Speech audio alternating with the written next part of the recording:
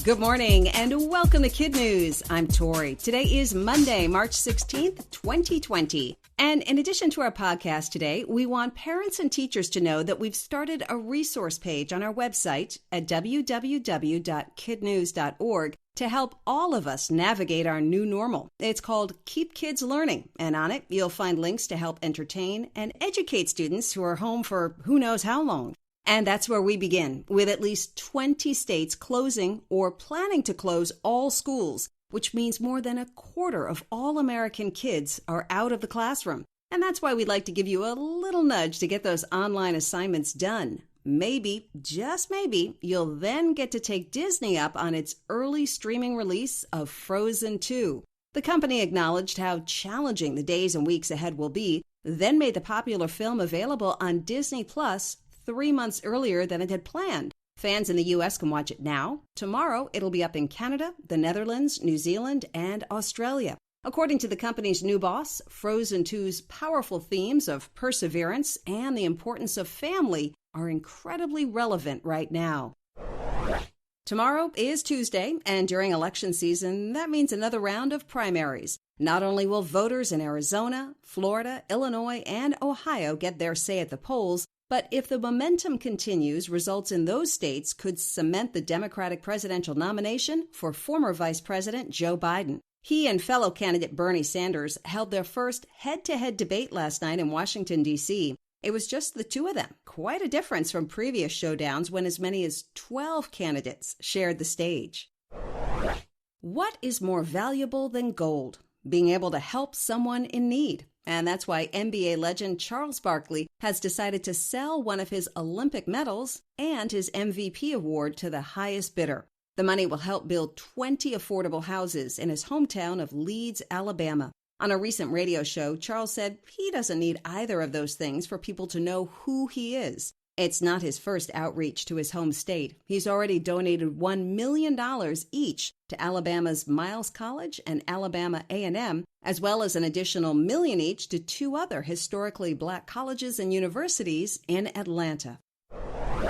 Necessity is the mother of invention, especially when it comes to hawking lemonade in the midst of a health emergency. Just ask 2 New York City brothers whose mom said they could go ahead with their sidewalk startup only if they didn't have any physical contact with customers. So, instead of manning a hands-on stand, 13-year-old twins Gideon and Samuel bet on honesty and a hands-off approach. Their Upper West Side table has lemonade, saran-wrap muffins, a plastic container with a slit to drop in money, hand wipes, and a sign announcing, "We are testing out a lemonade stand honor system. Please don't steal. We're kids." They keep watch from their 5th floor window of their apartment. So far, business has been brisk and fair. Only 3 people out of dozens and dozens of customers have pocketed something without paying.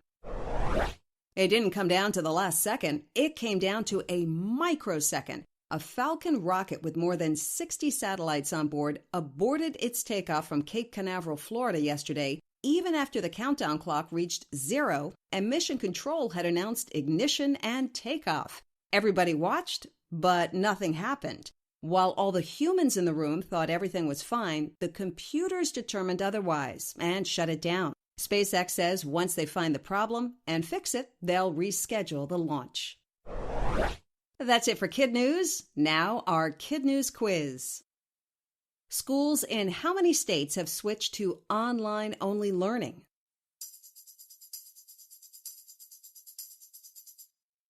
At least 20. What states are holding primaries tomorrow?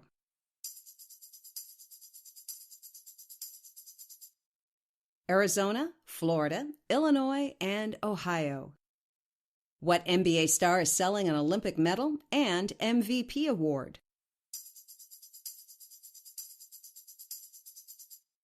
Charles Barkley. What did 2 brothers in New York City set up on the street?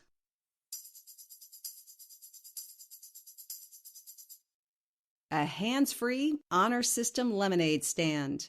And one for the road. We're not sure how we missed this one, but better late than never. It's a viral video on TikTok that celebrates hand washing. 2 dancers took the hit Vietnamese song Gien and converted it into a disease-fighting PSA. The super catchy tune urges us all to push the coronavirus away by not rubbing our nose, mouth, and eyes, limiting visits to public places, and, of course, washing hands thoroughly. And because this is TikTok, there's, of course, a new challenge. It's under the hashtag GenCovi in case you want to shoot your own version of the disease-fighting dance moves. Before we go, our birthday shout-outs today go to Louie in Boston, Massachusetts, McKaylee in Melbourne, Iowa, George in Greenwich, Connecticut, Carson in Sparta, Tennessee, Tyler in Apopka, Florida, Simon in Kensington, Maryland, Cassidy in Phoenix, Arizona, and Andrew and Nora in Atlanta, Georgia. Teachers, we don't want to miss anyone's classroom, so we are temporarily suspending those shout-outs until things get back to normal. Thanks for listening, everyone, and we'll see you back here for more Kid News tomorrow morning.